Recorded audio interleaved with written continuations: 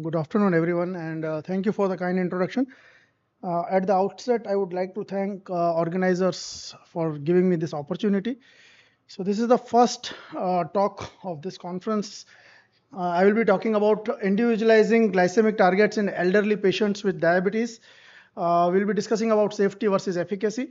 So we know that prevalence of diabetes is increasing, and in 2022, like as per the paper published in Lancet, they have showed that the prevalence is around 14%, roughly around 14% worldwide.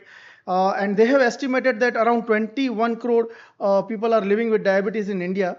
And ICMR INDIAB study also showed that the prevalence of diabetes is anywhere between 11 to 12 percentage.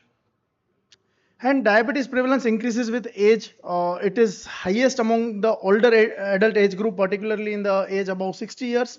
And we know that as the population ages, and other factors such as urbanization, health and lifestyle behavioral things, the prevalence of diabetes is increasing. Now coming on to the main topic, that is glycemic targets in elderly.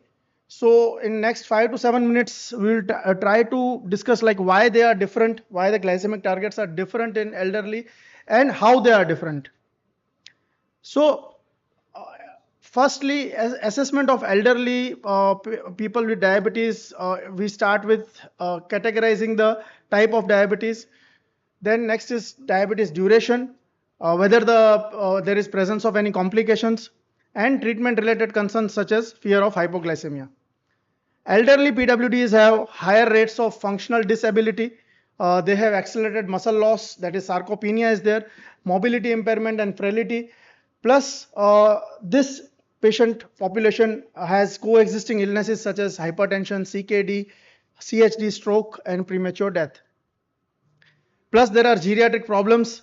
They struggle with cognitive impairment, depression, urinary incontinence, injurious falls due to frailty, and polypharmacy. So, all this should be taken into account when managing elderly patients with diabetes.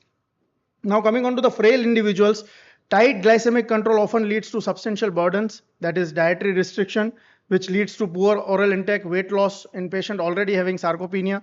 Finger pricks and insulin injections may lead to agitation in cognitively impaired older patients, and polypharmacy may lead to decreased medication compliance.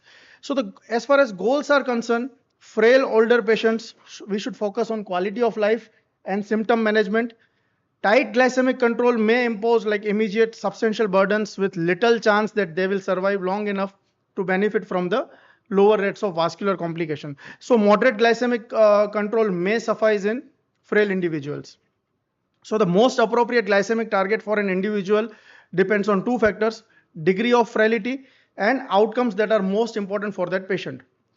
So in nutshell, if patient is healthy, younger, the goal should be to minimize long-term vascular complications, and in frail older patients, the goal should be to minimize short-term geriatric problems and maximizing the quality of life.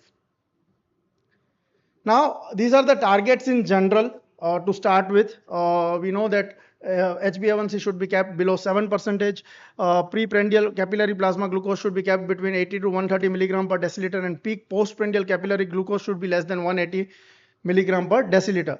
So how they vary in elderly? So approach should be individualized. These are the factors that determine whether we should have stringent goal or lenient goal.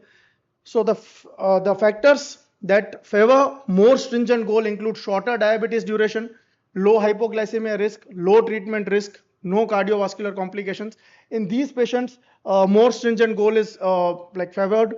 Whereas in those patients with long diabetes duration, high hypoglycemia risk, high treatment risk, established complications, we should have lesser stringent goals. Now, coming on to the classification of elderly PWDs, they can be classified into three main categories. First is healthy with few coexisting chronic illness and intact cognitive and functional status. The second group is complex, that is with multiple coexisting chronic illnesses. Third group is very complex or having poor health. So let's see the first group, like they are healthy elderly with intact cognitive and functional status with longer remaining life expectancy. So in such type of patients, the reasonable goal can be HbA1c of less than 7 to 7.5%. Fasting can be kept between 80 to 130, and bedtime glucose should be kept between 80 to 180 milligram per deciliter in category 1 patient. Moving on to the second category, that is complex or intermediate. This patient population has multiple coexisting chronic illnesses in the form of heart failure, hypertension, depression, cancer, arthritis, or stage 3 CKD, etc.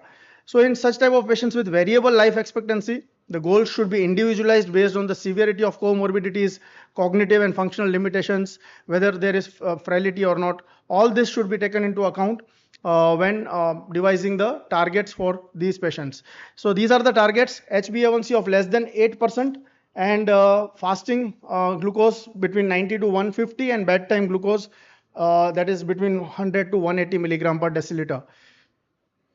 Coming on to the third category, that is very complex or poor health patients, like with end stage terminal disease such as stage 3 or stage 4 heart failure, CKD requiring dialysis, or metastatic cancer with limited remaining life expectancy. So the benefits are minimal of tight control. So we should avoid reliance on HbA1c in such patients. Glucose management decisions should be based on avoiding hypoglycemia as well as avoiding symptomatic hyperglycemia in such type of patients.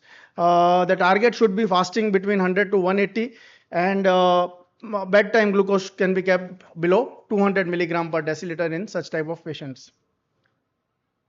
So these are just treatment tips. I am sure like we will be discussing about the treatment in the subsequent slides. So select medications with low risk of hypoglycemia. De-intensify hypoglycemia causing medications, that is insulin, sulfonylurea, or switch from such type of hypoglycemia causing medications to the agents that are like less prone, or those are devoid of hypoglycemia risk. Simplify complex treatment regimen, avoid over treatment, and consider costs of therapy. So this is my last slide, that is to summarize. If the patient is in good health, like younger adult, low treatment risk and burden, HbA1c target is less than 6.5. Coming on to the most adults, it should be less than 7%. In healthy older adults, we have to categorize, it can be anywhere between 7 to 7.5% of HbA1c. Older adults with complex intermediate health, the target can be between 7.5 to 8%. And older adults with very complex poor health and with the limited life expectancy, we should not follow any HbA1c goal. The goal is only to avoid hypoglycemia and avoid symptomatic hyperglycemia. So with this, I will stop here.